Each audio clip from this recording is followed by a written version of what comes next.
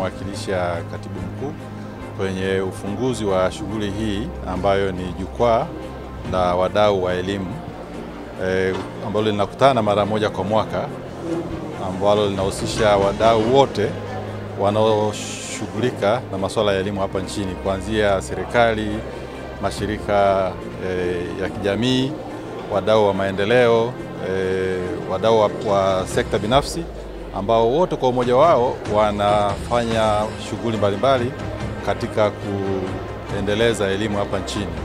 Na hii ni fursa au jukwaa ambalo linakutanisha wadau hawa wa elimu kwa ajili ya kufanya tathmini ya sekta ya elimu kwa mwaka mzima. Na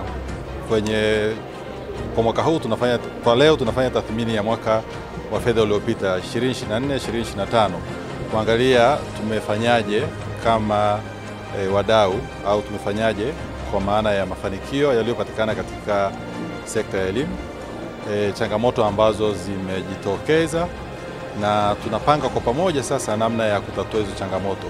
Kwa hiyo ni fursa ambayo serikali inakaa na wadau, inasikiliza maoni ya wadau ambao wako nje ya serikali, nini ambacho tumefanya vizuri katika elimu, nini ambacho hatujafanya vizuri, nini kifanyike, na tunakaa pamoja sasa kwa ajili ya kuweka mikakati ya pamoja namna ya kwenda mbele, ili mwaka huu wa 2025-2026 wa fedha tukafanye mambo makubwa kwenye sekta ya elimu, ili tutimize lile lengo la kuhakikisha kwamba elimu tunayotoa hapa nchini inamwezesha kijana kupata weledi, kupata ujuzi na kupata mtazamo sahihi utakaomwezesha kuwa shindani katika dunia hii ambayo inabadilika kwa kasi, kwa sababu tunafahamu sote kwa pamoja kwamba dunia inabadilika kwa kasi na teknolojia inaenda kwa kasi.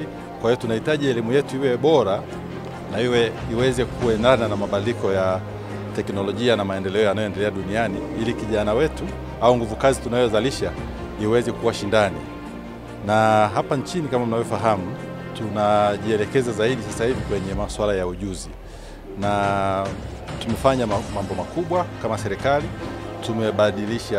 Tumefanya mapitio ya sera, na mapitio ya sera yameendana na kubadilisha mitaala. Sasa hivi tunaitekeleza mitaala mipya kama ambavyo mmesikia. Sasa hivi elimu ya msingi elimu ya lazima inaenda kuwa miaka 10, kwa maana ya kwamba mtoto akiingia darasa la kwanza atatoka form 4, na yote haya yana mahitaji ya ziada, kwa maana ya rasilimali zinahitajika zaidi.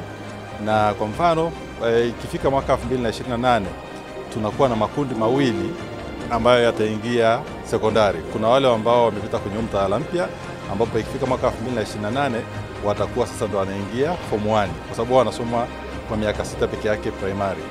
Lakini kuna wale ambao wamekuwa katika mfumo wa zamani wa miaka 7. Kwa hiyo wakifika 2028 wanaingia form 1. Kwa hiyo kuna makundi mawili ambayo tunaita double cohort, ambayo yataingia kidato cha kwanza. Kwa hiyo maana yake ni nini?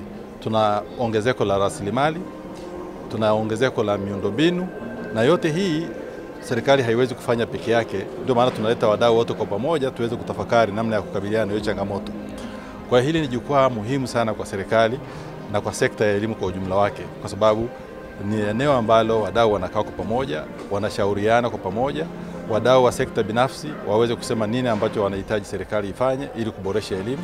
Wadau walio kwenye viwanda waweze kusema nini ambacho kinatakiwa kuboresha katika elimu, ili nguvu kazi ambayo tunaizalisha iweze kuwa na weledi ambao unahitajika katika soko la ajira. Kwa hiyo niseme ni fursa ya kipekee kabisa na ni utaratibu wa kipekee kabisa, ambapo serikali inakaa na wadau wengine kuweza kufanya tathmini ya sekta ya elimu na kuweza kupanga kwa pamoja namna ya kuiboresha, namna ya kutafuta rasilimali zinazotakiwa, ili tuweze kufanya elimu yetu iwe bora, iweze kuwa shindani na nchi iweze kusonga mbele, kwa sababu sasa hivi tunahitaji uchumi wetu uendeshwe na ujuzi. Na ili kuweza kufanya hivyo lazima uweze kufundisha nguvu kazi ambayo ina maarifa stahiki, ina ujuzi stahiki na mtazamo pia ambao ni sahihi. Na ndio maana tumekutana hapa na wadau ili tuweze kusikilizana kwa pamoja, tuweze kushauriana, tuweze kuimarisha elimu yetu ya Tanzania. Tumedhamiria, tunaboresha elimu yetu.